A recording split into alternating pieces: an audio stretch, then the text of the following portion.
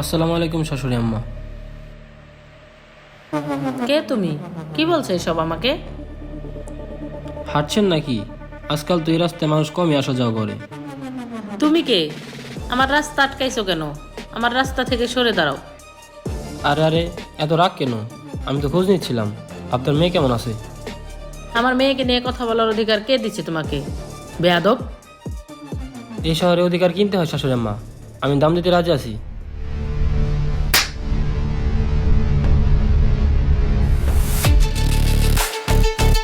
লজ্জা করে না তোমার একজন মায়ের বয়সী মহিলাকে এভাবে রাস্তায় আটকাতে?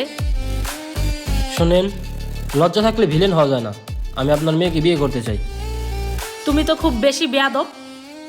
আপনি ঠিক ধরেছেন শাশুড়ি আম্মা, আপনার মেয়ের সাথে যদি আমার সসামনে বিয়ে দেন তাহলে ঠিক আছে, আর যদি না দেন তাহলে শহর পাল্টানোর সুযোগ দিব না। আমার রাস্তা থেকে সরো, সরো বলছি। শাশুড়ি আম্মা, আপনাকে সম্মান করেছি, বিয়াদবি করি নেই। বিয়াদবি করলে অনেক খারাপ হইতো।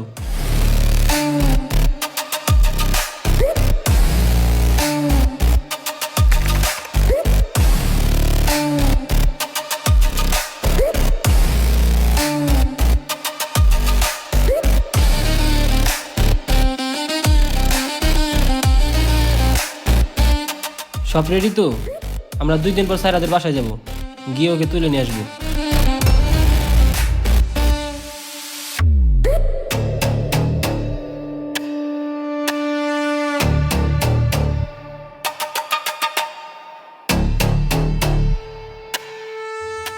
আম্মু, এত তাড়াতাড়ি বের হয়ে আসলাম, যাবতীয় কিছু তো নিয়ে আসলাম না।